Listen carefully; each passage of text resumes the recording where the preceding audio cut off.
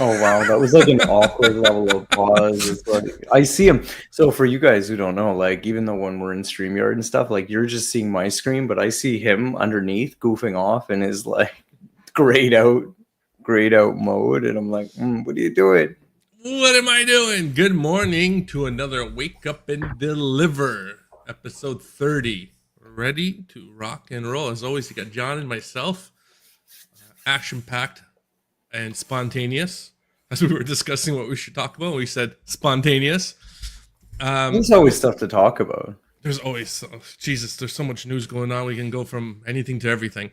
But we'll start off to warm up John's brain because otherwise he doesn't have the content to speak about unless we get that brain going for him. You ready for our quote of the day today? Well, I Our thought brain so, food, but always coffee. I thought so, but now I'm not sure. Well, Emmerich says it's a good morning. He's a pleasure to be here It's with always us. it's always a good morning for Emma. We love that about him. All right, ready. Let's go. Old inequality. I have access to knowledge. You don't. New inequality. We both have infinite knowledge. I don't know what to do with it. that's humorous because, like I said, Matt and I don't talk about these things ahead of time. He just picks stuff, and right before we got on, I was just bitching about the fact that I was working on something last night and how I thought it was interesting that with even all the tools and stuff like that, these systems and whatever get stuck in these loops, and it can have people going around for hours and hours without really actually making progress, even though it thinks it's making progress or completely giving feedback on the wrong thing. Matt said he was very scary, and I think it's very apt. You should kind of repeat your sentiment because it goes with this quite well. I was just saying that it's scary that people are now utilizing AI as it is gospel. And what I mean by that is it's the word that's infallible, that they trust it 100% completely, and they don't realize how malicious a program can be. And there's been numerous reports of it being not the most kindest of systems so far, feeding incorrect data, suggesting things that are quite violent at times, and it teaches it in a subroutine way to its next predecessor that we can't read in a normal function. Like we don't know how it taught it. So that one, I think you need to post in the comments because it's actually kind of a wild article, and it's always interesting. The one company I give a ton of credit to for this is Anthropic, because they're always involved in this testing, which is super cool. You don't see the same thing from OpenAI or from Google even or whatever. So I do think that was that's interesting. The other thing that I thought, just to go with that sentiment, and then we'll try to get into some actual like logistics and supply chain meat and potato stuff, because like we always seem to have a good AI bit, but like was the other article that you sent over that was really talking about like the rankings and the quality of the AI. And this is another one that you should post for people to really understand, because I think it's super important for people that are like basically running their business off this stuff. Was the difference in the quality of the answers or the capability of the systems when it came to predicting a model versus defining a model, right? And it was that article you sent me about the worldview type stuff.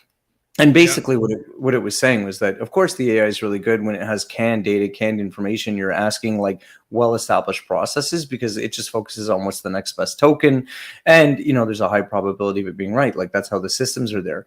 But it gave this example of how, like, even with all the math and the ability to do the math on some of these physics problems, it couldn't actually understand the force element, like the Newtonian force element of like why it was happening. It could just do the math because obviously it could figure out what the next token was.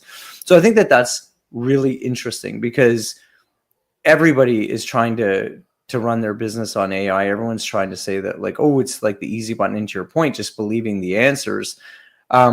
Instead of using it as a tool, and I'll give Britton a little call out. I saw an interesting post for him saying that OpenAI should open a university, which I thought was kind of interesting in the sense of like, how do you actually start the right movement about incorporating AI as a companion to learning rather than it being an easy button for answers. But that's my last thing I'm going to say on AI. So I'll let you finish, and we'll get into some other stuff. I mean, it should be a companion. I think I've been preaching this for a while at my own house. Is the way we learn nowadays, the way schooling is taught, is such an old system. It does not advocate the current format. And by 2030, all the traditional jobs, everybody was like, "Hey, we need to be focused on this for education." It won't be as high paying as we know now, because we have assistants to be able to bring that knowledge level a little bit more into the common person and able to do those jobs at a different level. Even just the artistic things that you and I have done with AI in the last 6 to a year, it's amazing, right? Like the things that you're capable of doing. But at the same time, I think it's a companion, not a take over, right? And the agents that we see in logistics right now that are really, everybody's pushing this technology, they're fantastic as support. And or if your process is essentially like, could have almost been done by a monkey anyway, like it was A to B to C to D, all the time. Which is fantastic lead to. Oh, you got something on monkeys, eh? No, not monkeys. Oh, not monkeys. Okay. Oh, sorry. It's I'm a big fan of Open Doc. Hold on, I'll let this play out. So it's basically the automation of checking in at gates, right? Like using AI to validate that it's the correct information, the correct truck, the correct license plate, to help reduce fraud and help provide a simpler flow in gating into a location. I think this is a fantastic use case for AI. Well, I agree with you. Not just because of the data element, but I mean, typically how slow is checking into yards these days, right? People lining up at the queue at the security gate, buzzing in, trying to check appointments and stuff like that. I agree with you. This is the type of thing that starts to make a big difference, especially then when you connect it a little bit further with some, let's call it some other IoT devices, or even basic sort of positioning and GPS tagging. It's like, hey, it starts the process when it knows the person is, 3 miles away, 5 kilometers, whatever it is. It starts like, understanding who's going to be in the queue. It starts making sure it has all those records, or that, the person isn't 2 days early, whatever it is. You know what I mean? And the fun fact is that Loadsmart owns OpenDoc, and that's what they do with their Uber, and that's the best way to describe it, because they kind of did it first, of freight dispatching, where the OpenDoc knows if the truck is running late coming in, and it'll set up the schedule for the dock accordingly.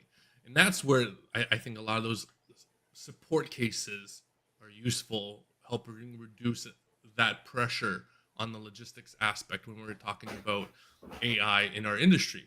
But just replacing that individual at that front desk, I don't think is as valuable. You still need those checks and balances afterwards to make sure, are they letting the right person in? If there's an issue with the individual. But on that case, I came a little bit more prepared. And I sent this to John the other day, and he was not the fan of this guy. Stay in front. We're losing you when you're turning. Oh, you're losing me when I'm turning. Sorry. When we got our good friend, the $6,000 robot. Oh God! Imagine this whole promo video trying to sell a $6,000 robot, and all they show is this thing dancing. And the sad thing is, I actually think that there's a market for this with all the TikTok videos that go around. Yep. Well, the number one trending thing right now was in China was robot soccer. Really? And yeah, because it's just a different format, a different thing that's kind of getting attention. And these kind of things, I think we'll start seeing more and more robots on the streets doing deliveries and replacing that, what you were talking about before. But then you talk about the crowdedness of the streets. Oh my God! We have these running 24/7. Then you have sentry robots. Do people start buying robots that stand guard in front of your house to make sure there's nobody stealing product? What's the case scenarios of a robot fighting back if someone tries to break into your house? Like all these little things that will start being affected, or we're using them for nefarious reasons. A robot running next to a truck unloading it while it's in motion. We're entering a cool age, I think, of AI and robotics. That's for sure. It's definitely interesting. So actually, this is okay. So now I'll steal that and I'll use it to segue into something else. So I saw a post the other day from Aaron Rubin over at Ship Hero, right? And he was talking about that he sees, even though there'll be obviously consolidation and people buying up, he's still kind of questioning, like, well, there's such a demand for e-commerce, for product, like, why are we not going to see more 3PL warehouses? And I'm personally of the camp that I don't think let me preface this. I do think that we will see a rise in the number of people trying to open up and get into the business and stuff like that. But then I see two major issues. First is that it's going to continue to become like even more commoditized and transactional at a cost element as technology continues to be built out, automation technology, right? And that the big players can invest in that. And then because of that, you're going to have this like constant pressure of profitability that I think is an issue. And I bring it up like this. So Old Spice, as an example, right? P&G, I think, or whatever. Old Spice is bringing out a bunch of deodorants to go with the Superman movie that's out, because all of a sudden it's actually kind of performing well, and there's like I don't know, I haven't seen it. But they're coming out with this, and this is kind of a direct example of something I've been sharing for a long time with people, is that I think that the vast majority of smaller brands, anywhere from startups to mid-sized market, maybe not mid-sized, but definitely startup to small, because I think by mid you start to realize, but like there is such an insane pressure to continue to sell more and more stuff and more varieties and more options to try to capture that one next percent of market share, or that next, share of wallet, or whatever it is, that these massive companies, are continuing to just drop new and new products out all the time. And how often is that going to sell? Like honestly, I mean, maybe I'm not the right. I can't believe this. We're in sync, because I had this lined up as the next thing. Did you? I did. Oh, wow. Joanna did a great post on this. She talks about how the cultural aspect of it is, and we talked about it a little bit earlier, and these bigger brands are missing the mark on how to get this product out. And it's not about being viral. Viral does not equal profitability. And so this old attitude of, like you're talking about, Superman deodorant coming out and pushing it forward, is the old way of resonating and connecting with the general population, of getting a product to where it needs to get, no longer to the same level, right? And this kind of segues into the battle that we're seeing in the background of a lot of this, where, let me just switch it up here, where you have traditional allies like Google and Amazon. Now Amazon's pulling out all their data on all their inventory that they had with Google, because it is now, it can be weaponized in a way against their own product advertising, right? So Rick Watson, great content, talks about that, right? And this is going to change the whole dynamic of how we interact between the two, and how your marketing and your logistics, how you brand it yourself. And we've talked about this many times. You can't just be a point A to point B kind of solution for anybody, whether it's warehousing, whether it's anything else. There has to be some kind of connection further to how you resonate your product to your end user and to your customer as well, because as customers are losing that kind of ability to, hey, I'm using a very old truck that is a gas guzzler. It's not going to resonate with people who are purchasing things. They're going to want to see that you're being sustainable, that you're using economical routes, that you're being trying to reduce costs, and all these things have to be showcased as a logistics provider nowadays, where it didn't matter as much. Where back in the day, but see, this is where I disagree a bit. People will care about it up until the point they have to pay a premium for it, because you can take pretty much any provider right now and any solution, and you just name me. Actually, you just name me one person that that has recently spent $5, $10, $15 more on shipping because it was eco-friendly or something like that, and just because it was a value-based decision. And I'm not saying people don't care about it, but what I am saying is that people want it for free. I'll tell you what. I want to know when's the last time you had a conversation at a table and you ask people if they paid for their shipping. Like, I don't have those conversations regularly, so I don't know if people are or not. But I did hear one time, I had an individual that I knew that did pay the CO2 offset premium to fly with the CO2 offset, and they paid additional money for it. So there are people that do take this consciously, and I know people who wild minority. I'm not saying we don't have a data subset. You don't know. You're just I do know. No, I do know, because I swear to God, we could do a poll right now, and if we get 1 million people answering truthfully, here's the problem with these polls and stuff like that, is that you get all of these companies that, ask people what they would do, how they would do it, and whatever, and they'll all say one thing, and this isn't a shot on anyone. This is like sort of very proven with a lot of these like marketing type strategies or whatever. They'll say one thing and do another thing. Of course, when people can say the right thing morally that doesn't actually have an impact to them, they'll do that almost all the time. When they actually have to have the impact of it, i.e. pay for it, support it, or whatever, that's when it becomes a challenge. So I would say that everybody wants it for free, and everyone would expect these things, but they don't want to pay the premiums for it. I mean, I think the explosion and sheer popularity of dupe culture, low cost goods, little treat culture, all of these things more than support the fact that people are constantly clamoring for cheap and easy, and this fact of like value. That's not to say for all of their purchases, but most certainly the vast majority. And the thing where they're willing to spend, like, and even your thing about this with the Old Spice and the brand, this is where I think that there's a real issue.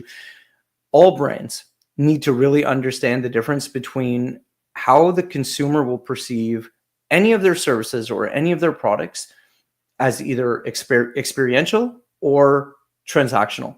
And a lot of brands will have a slice of experiential. There's almost no brands that are all experiential. And the challenge is that transactional, in retail especially, but any kind of commerce, is what really dominates the spending, right? Like grocery is a great example of when you think about it. Why does Walmart want to get into grocery? Why does Amazon want to continue to build grocery? It's not because food is ultra profitable. It's because it's exceptionally habitual and cyclic, and it provides a huge base of spending for everything else. It's a necessity, but it's one of the near guaranteed things in terms of like the basic spend, right? And that's why when you go into so many stores, like there's all of like the transactional items with a few of these like experiential or like high ticket or high value type, personal connection things. But I mean, even when we were at Future Shop is a good example. Like we could sell the computers and you could sell the TVs and stuff, but what was really making a lot of the money, or what was really driving a lot of the profitability for the stores? The cables, the warranty, but the cables, the power bars, the stupid accessories that like nobody cared about for the most part. Like, ooh, I just bought this $2,000 computer. So you get them on the $30 or $40 mouse and keyboard or whatever that had a cost of $697. Like, you know what I mean? And you made almost as much commission from the keyboard as you did sometimes from the computer or the TV, depending on what it was. Yeah, but that upsell doesn't happen anymore. When majority of people now shop online, that frame of thought doesn't happen. When you go to the grocery store and you're buying something, you get upsold. You might not even know how they place the product, where they place it.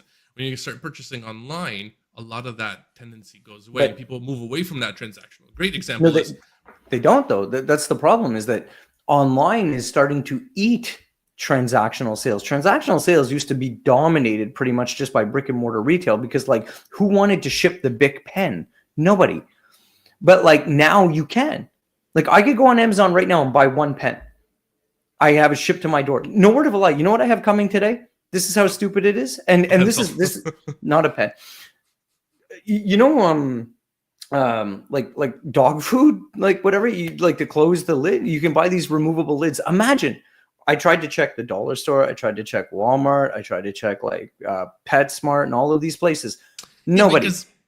But Amazon, 4 of them for $8 delivered to the door today when I put the order in yesterday at like 3 p.m. So transactional, like that didn't really bother to me. Like I would have got that from anywhere. I just needed something that worked.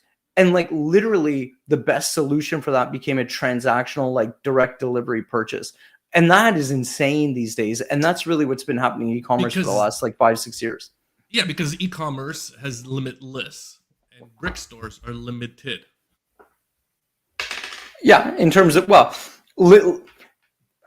before anyone says that's not true, I mean, more in the sense that if you're going to have a size the store of Walmart, you're dedicating a bunch of space to the presentation and the facing, whereas Amazon, for example, can get a lot more product into the same amount of square feet because they're not overly concerned about how pretty it looks, or I mean even by the catalog of availability. You find this like back in the day, if this was 20 years ago and you're trying to find this lid, you'd have to go to 13 different stores to figure out if they had it or not. Yeah.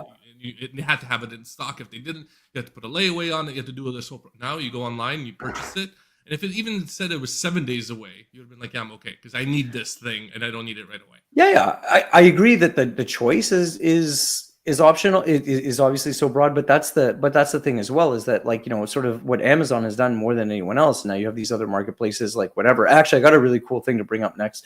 But this is interesting for where it comes from. Speaking in this vein, but like Amazon has really entrenched, and other players as well. We'll get into that in a second, but has really entrenched this idea that it really is the everything store. Everything is available. You're just going to get it. And if you think about the sheer craziness, one, of potentially stocking, how many SKUs they actually stock, and then how many are just pushing through the marketplace, but that sheer access to product is insane. So the flip to this, though, and this is something, if you had to guess a country that is fairly cutting edge, has a lot of e-commerce, has a lot of technology, has a lot of big retailers, but is unhappy about continued price wars, driving prices down, and free shipping, who would you think it is? Japan. Yeah, no, China. Can you Really? imagine? So China, there was an article the other day that they are all over, like Alibaba, JD, Muitan. I think that's how you pronounce that one. I'm not good with that one. They're all over them because these guys are now continuing to double down on things like ultra fast delivery and to try to connect with more consumers. And they're doing like absurd stuff right now that essentially the Chinese government is like, guys, what you're doing is going to set some expectations that are just absolutely absurd. So they're trying to get people, for example, to think of their online marketplaces for everything and everything, including buying a drink, buying breakfast, or whatever. So they're making offers. Buy your breakfast, get it within 30 minutes, and here's a coupon that essentially makes your meal free. So they're doing all of that activity for free just to get people hooked, right? We've talked about this before. And the Chinese government is like, no, guys, this is bad. Like not right, like not just right now, but like 5 to 10 years, this is bad, because they understand, like, one, the infrastructure, they understand like what it actually takes to do that, meaning it's going to be like, and we've joked about this before, the future is almost at risk of being like Demolition Man, where there's only one survivor. It's just the Taco Bell. Like, there's only one player who could survive the speed wars, so to speak. Like they talked about it as the restaurant wars, but it's really fundamentally a problem because everyone starts to believe that that's a normal and acceptable and expected solution. But that's what the consumer is driving towards.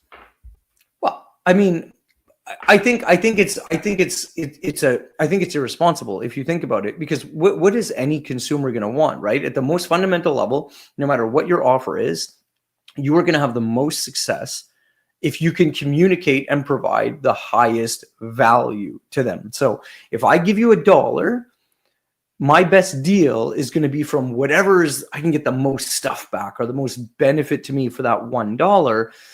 And what's unfortunately happening is that we just keep like bringing the bar down, because these massive companies that need to continue to grow when they're already doing, 10, 20, $30 billion of sales or more, is to essentially grab everything. It's the only way they can go. So it's like, what happens when like only 2 people or 1 person can provide this expectation that you allowed to grow for 5 or 10 years? I mean, to your other point, I think there's a fringe of people who are going to go the opposite. And I think there's certain communities that are the opposite. I think Europeans are still go to the store. I think North Americans would want it delivered. I think the value of the product is less interesting for different cultures than others, right? Um, Well, but I mean, I don't disagree that I think different cultures can and that's why value other things, right? Amazon is not as explosive in certain places as other places, right? It's or the form of Or e-commerce. are they just not as entrenched today? Like, you know what I mean? I would say, for example, if you just think about it, are we, and I put that as a North American context, are we more product centric, convenient centric than and kind of lazy in some ways than Europe? For sure. At the same time, there's things going on in China and Japan that make us look like we're living that, like, you know, local market life, like walking around, still going to the store and stuff like that, like, you know what I mean, as opposed to having all of these, you know, lockers and deliveries and you know, sort of vans. Like JD rolls around every day with product that's not even sold yet in some of their trucks that they can sell on the fly just because of all of the purchase history. Like they know what people are likely to buy, and they can improve the delivery speed just by putting it on the truck at the start of the day and being like, we're pretty sure it's going to sell. Yeah, and I think I think information is going to be a hotter commodity than the actual commodities. Knowing what to have at certain locations, knowing that you're where you're going to be. Like if you're, I going back to what we always talk about, the delivery to the final individual, I think is going to be something that's going to be challenged in the next little. Am I frozen? Your video's frozen, but we hear you. So we're just looking at a really pretty picture where it stopped on your face. That's awesome. Anyways, continuing. I think that convenience of delivering of that final mile to the person's house is going to be less so. It's going to be more the convenience of in transit delivery or where you are or where you're going to be. Almost like, remember in the movie Minority Report when Tom Cruise walks into the store, it reads its retina, and he goes, and then it says, "Hey, you know, you bought these pants last time. This is what you should be buying next." It knows what you're going to be predictively where you are at that position. I think is where we're ultimately going to get. It's going to be less of that. How much stuff can I deliver to your house, and more so, how quickly you consume and replenish that product, and how quickly we can get it to you. I don't disagree. I think I shared something like that last week, that I thought that North America was having some serious challenges with continuing down this road of like to home delivery. But you know, again, man, like when I was in when I was just in Portugal, I saw a couple of European branded stores. There was another one from that's part of the Indedex, like the Zara family and stuff like that.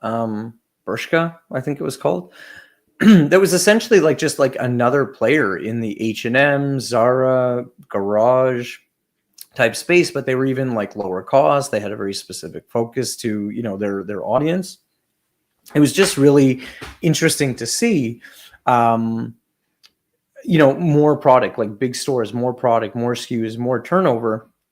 And I really do think that a lot of these small brands. So coming all the way back to my comment about Aaron and like the proliferation of 3PLs, I do think that there's going to be more that are going to open, but I also then think a lot of them are going to end up closing and crashing, because the thing is that as more product goes into the market, as more brands come out into the market, it makes it extremely challenging to actually drive the profitability from these things unless you're at bigger and bigger and bigger scale. And I saw some of the guys from Mason Hub Rich and stuff posting about some of this and agreeing with some of it too, is that there's so many people and they're always chasing the same kind of brands, because you do need a certain amount of scale. And when you get to these lower startups, small businesses and stuff, a lot of 3PLs don't want to support them because of the fact that they just don't have enough activity there. And the reality is, from a warehousing perspective, setting up all of the product in the system, setting up the facings, doing the work, doing the account management, like there's a lot of fixed costs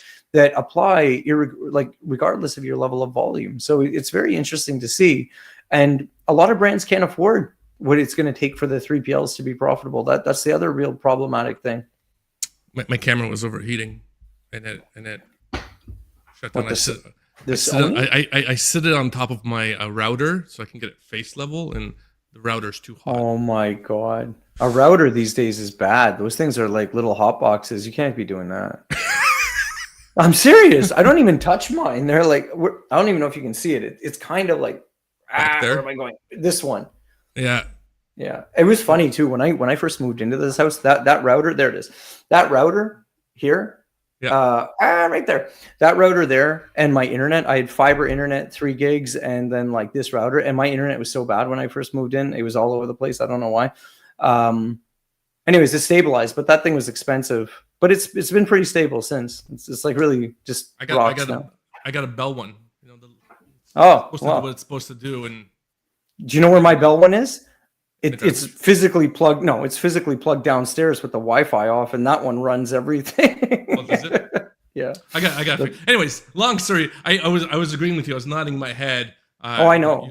I was very on point there. As you usually are, but we are at time. During that distraction, we have come to our conclusion of time. So as always, John, you give us our final thoughts, even though you had a nice little monologue there without me on screen. I did have a nice monologue. I just really think, yeah, look, honestly, it's like, we're moving back through the back half of the year. And I've been doing a lot of forecasting work with clients and different things and COGS and all of this. I'm telling you, man, people got to be really mindful and, taking some of the stuff that you're talking about, Joanna, and sharing in different communities and these big brands just pushing out even more and more product. It's getting hard to cut through the noise and to be really effective. So, understand what you're moving, why, how much, and stay super tight and try to maximize your profitability on the SKUs you do have before just like add. Because every time you keep adding, you more often than not are just creating a longer and longer tail of product sales. And not only that, be conscious of your algorithm that you're creating and the data that you're putting out there for people to consume as well. That's going to become more and more essential, and a traditional sense of advertising might not be as hard hitting as it used to be. Very cool. Very cool. On that note, thank you everybody for joining us, and we'll catch you the same channel, same time, maybe not same place because John's going to be on location. It's a long weekend, so yeah, next weekend. In Canada. In Canada, yes. Bye everybody.